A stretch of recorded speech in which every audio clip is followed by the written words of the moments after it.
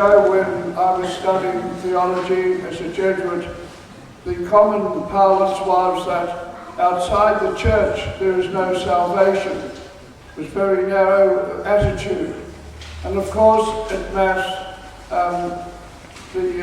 then it was changed by Vatican Council II, which said that the church must not just live behind its closed walls, but reach out to all people and see that God's generosity is ample for all, that all people are called to be one with Him in the glory of heaven.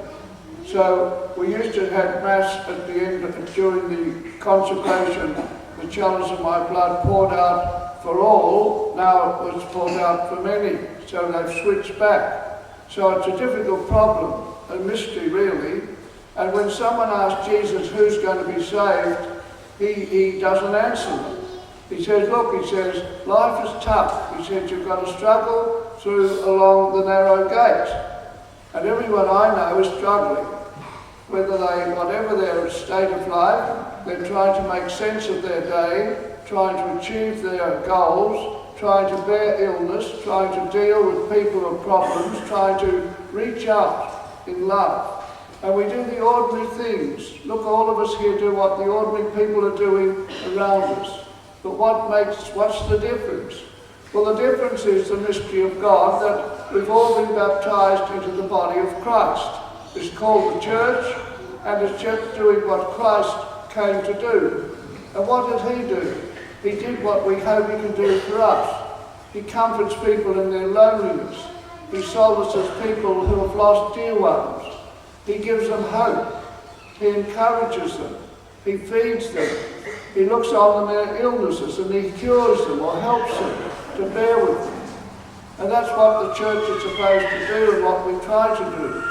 And as you gather here this morning, you come just with a common faith and a common hope and a common expectation that God will touch and reward you and strengthen you for the days and years ahead. Because life is a struggle. You can't help getting older. You can't help getting feebler. You can't help being worried about your family or about your health. It strikes from all sides. And people are worried about their finances and things like that, and their relationships. So it is a struggle, and that's why Jesus calls it a narrow door.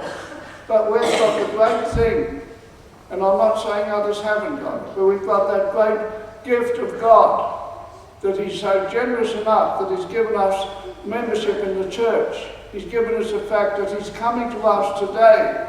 The same Christ that comforted Mary Magdalene and raised Lazarus up and fed the thousands and comforted the weary and was there for the lonely, the same Christ is coming to us today through the great gift of the Eucharist.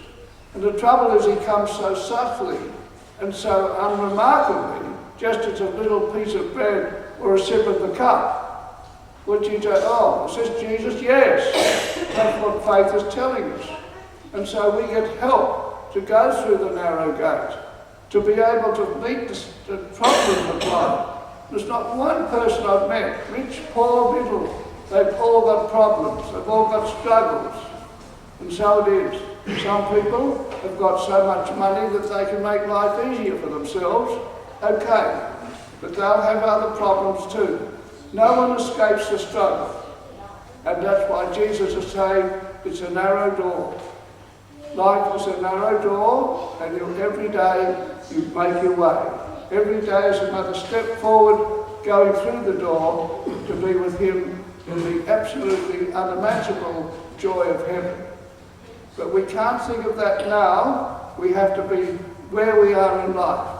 As you sit here with your own aches and pains, joys, sorrows, hopes and expectations, that's who you are, that's where you are. And tomorrow will be different. And to keep constant that relentless move forwards, to one day be wrapped in the ecstasy of the arms of God, embracing you and saying, "Here, well done, good and faithful servant, enter into the joy of the Lord."